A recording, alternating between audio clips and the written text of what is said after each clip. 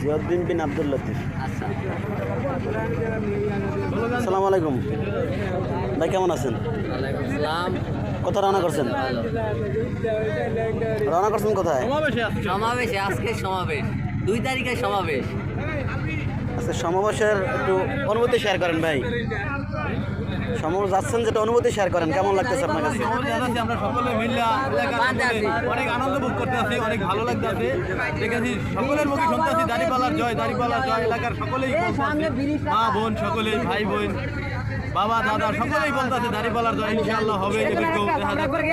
আমরা আনন্দের সহিত বরিশাল ইয়া উদ্যানে যাইতেছি, বেল পার্কের বেলস পার্কে যাইতেছি।